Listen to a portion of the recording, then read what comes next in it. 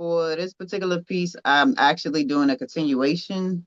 This is new writing, but it basically gives you a breakdown of what happened after um, I started rebuilding my life post admission to the hospital. Like a previous piece that I wrote was in relation to that. And I figured I'd give a bird's eye view into that and what brought me here and into purpose, which is my reset and new beginning. The name of the piece is The Libra Tree.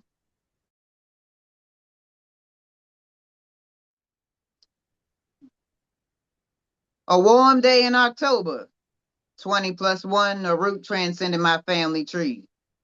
Unexpectedly early, years younger than me, just turned 28 October 18th. Surrounded by commotion and the same old thing, suppressing real emotions with a smoke and a drink. I gaze upon a stump, possibly oak, definitely old, a century at least, calling out to me to show what grief looks like when you freely let it go.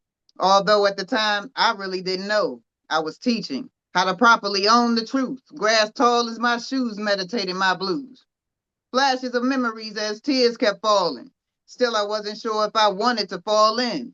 Blurry but open, I kept my eyes on the stump lines, bathing in sunshine, avoiding the outside. Stares and voices, leaving them to their choices, externally voiceless, seeking space for rejoicing. I noticed my tattoo and read what it says, feeling a lightness overwhelming my head. Words I chose but thought the artist misspelled, written for this moment as my guidance and help. Music speaks, music breathes, music lives was my quote. Music speaks, music breaths, music lives, he wrote. When that realization hit, I closed my eyes and inhaled, exhaling the pain this dagger impaled. Mentally focused, chakras engaged, Beyonce sang of a black parade. More flashbacks came. I started to sway, levitating to the float where my ancestors waved. More songs played as I gave them their flowers, remaining in Zen for nearly 2 hours. Returning to present, strength regained, I turned to notice the coroner came. When I reached the van, they were rolling her way, understanding I wasn't meant to really see her face. Hours later, home alone with my thoughts marinating on lessons and the wisdom I caught, empathetic to a fault, saw myself as a failure, overflowing with the words far too late to tell her. We became estranged while I found my lane, needed the space to find myself and gain a sense of identity outside of our unit. I love my fam, but we were never congruent. Hidden opinions of wanting more than the view from the porch of tenement doors. Out of place abiding, to being nice and conniving. Codependency thriving, emotionally hiding. Behind all the liquor, drugs, depravity, and food. Gossiping on people, then presenting as cool. When they walk in the room, which distorted my lens. Never really fit in. Full blown nerd who tried to pretend. I didn't get to tell her we were exactly alike. Hiding all our feels and extra meals at night. Snack attacking all day as we both got larger, both had hurt from absent fathers. Mothers with trauma they didn't know how to fix. Told to be strong, bottle and forget. Told us the same, which I never could get. Told her I'm sorry for all of it. Said I wanted you to come to me when you were ready, because all my distance made your heart heavy. You couldn't understand why I lost the weight. Then took it further and stayed away. I was getting my act right. You dwelled in your dark night. I text you, I love you. You were like, yeah, right. So I kept myself away, thinking one day you'd stop by. We'd have the conversation, then you'd finally know why. Healing's not easy on a regular day. Imagine trying to do it from a fragile state where no one relates to being health conscious or wanting to learn from childhood traumas. Sobbing, I kept repeating, I'm sorry, until I heard you say, hey, Puff. It calmed me. Then I heard your mom, who suddenly passed in 2022. She said, I understand you.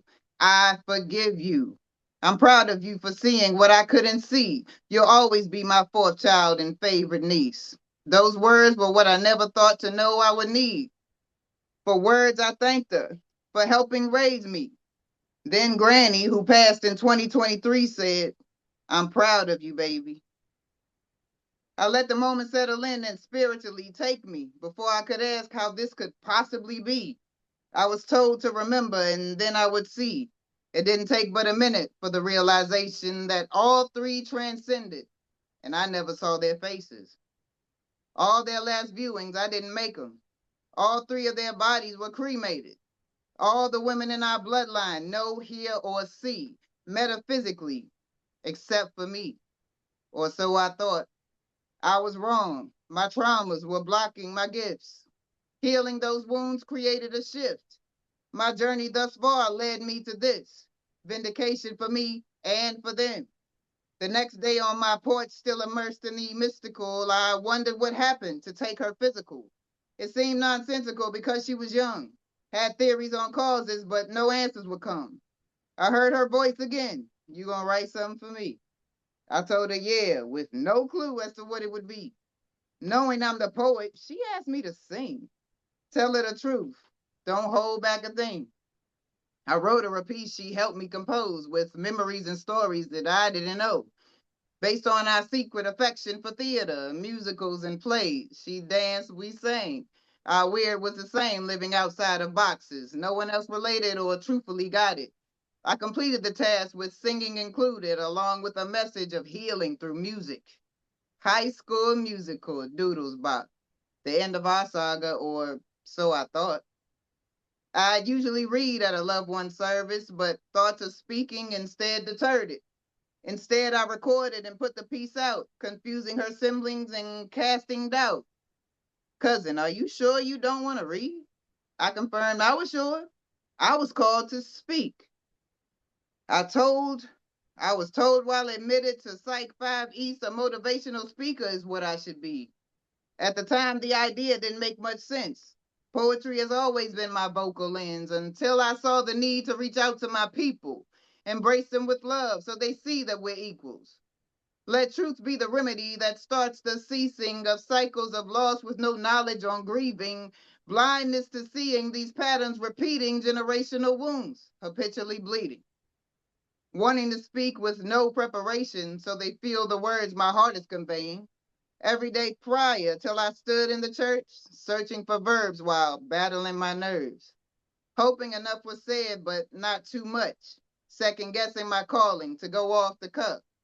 Standing my ground, I grabbed the mic, gave my first speech, encouraging life. 3 gone in 3 years, put a stop to a 4. Get a handle on healing. Choose to hurt no more. Open your eyes to what could be if we stop hanging ourselves from statistical trees. It's what they expect from people of color. They think that we lack respect for each other. We can't comprehend how to process or talk. We always depend. It's never our fault. Ignorance is blissful while they take advantage, watching us accept the role of staying damaged, abiding the labels, trusting the system designed to keep you begging for their pot to piss in, intent to argue, but never to listen. Nothing is given. Take your permission. Read the fine print. Leave the nonsense. Stop taking the drugs full of poisonous toxins that send you to the doctors that feed you more. Always treating symptoms but never giving cures. All by design to keep you sick and poor, unable to avoid the revolving doors. Slowly dying of sadness that we never address. So commonly taught, it's what we expect. Imagine our strength if we could stand together. Our melanin magic would break our tethers. I'd rather not meet in this church again. I sincerely hope that you're all listening. Shocked by my verbiage, I sat down shaking. Insides quaking, hoping they're relating, feeling what my granny, aunt, and cousin was saying instead of feeling targeted, judged, or angry. Some elders looked my way and smiled with pride, and some others applauded, to my surprise, confirming I did what I needed to do. Realizing this moment is when I grew, setting my pathway to taking the lead, confirming direction for planted seeds. Rebuilding myself was just the beginning. Resetting my life was to help them get it, help them to see we are more than pawns. Now is the time for all black swans, outliers who never quite fit into molds, to change the story so more can grow. Gather together to find their magic, break the curses, addictions, and all of those habits. Change never happens unless we do. Starting anew has to start with you. Break away from the crowds to see what you can be. Break your chains to set others free. Peace out. Now I need something harder than snaps. Like you need something like that go harder than the snaps. You know what I'm saying? I gotta I create love the something snaps to go though. harder The than the snaps snaps. though. I like to tell stories. Very conceptual and very hip hop esque in how I do things. And this particular piece was written based on a song called Little Boxes by Malvina Reynolds. It was on this show that I used to watch called Weeds when I was younger. But the point of the song really hit me in the head.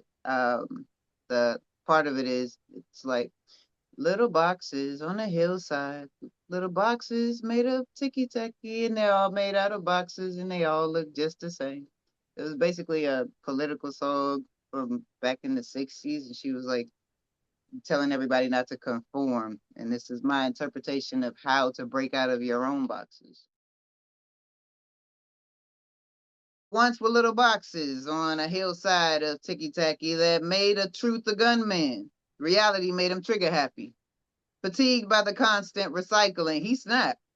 Each bullet true facts, but they ignored all that. Favoring the illusion of safety, confusion, allowing social media to control how they're moving, influence what they're doing without their permission, dismissed as fiction. Hello, algorithm. The gunman didn't notice, but one bullet reached his target, delayed by insecurities and theories of the far fetched, ideas of what's next, avoiding the first step, admitting to the complex, victim in mindset, unsure of direction but clear on purpose. The one rogue box proceeds, it's nervous. I'm tired of being caged around this basic brown box. Nothing is original. We even share the same font. With no difference of choice in wants or needs, behaving like clones are all they can be. Why don't they see that it's cool to be different? A font change, a color change can upgrade their imprint. I tried to help them, but they think it's in style to recycle ideas, rearrange the same sounds. Adding to a toxic foundation is wild. Adding to a vision that salutes mediocrity, hypocrisy, monotony for the good of the economy. Apparently, trafficking boosts the budget as well as making grooming normal. It's currently what sells. Underage models are promoted as adults, underage sexes in every other show.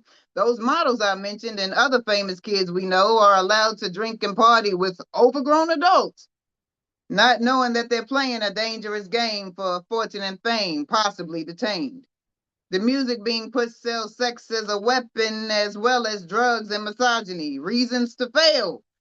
Pardon my honesty if it comes off offensive. It's new and I'm pensive. The shooter left me sensitive.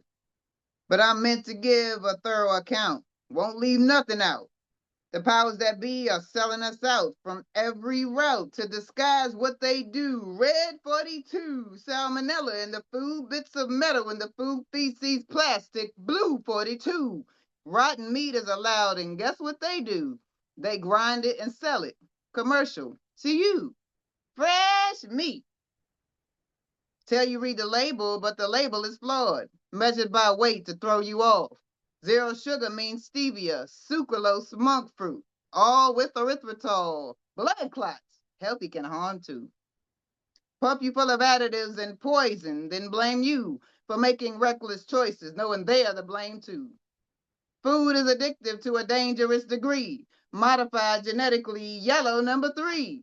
Meds are compromised too, designed to compromise you. Ozempic, for example, does a number on your stomach. Most people suffer from it. Colostomies, GI disease, laziness, and vanity. The ones in need have to wait and see based on insurance inequities, based on greed for money trees, and I guess they forgot the meds are for diabetes, based on holes in policy. Veterans are denied honesty, denied routine surgery, and made to wait an eternity. They deserve free everything because they gave the country everything: their minds, their dignity, their safety, their time, their sense of identity, and their lives. But none of this applies when they're searching for help from the same institutions that ask them for help. Then ask them to witness what most people can't fathom, stomach, or imagine, yet they still can't get a third of what they rightly earn? Imagine my surprise when I heard all of this. A basic brown box conditioned to quit, motivated to fit, guided to follow. But inside I was hollow, unfulfilled by tomorrow. Independent thought is slowly being stolen, making it harder to keep our minds completely open. All those little boxes that chose to remain are the muses and the point of what Malvina Reynolds sang. We can't allow ourselves to run away from change, conforming to ideas introduced to detain. Tiki Taki meant glue in 1962. In 2024, it means always think for you. That's that one. Appreciate y'all. Thank you.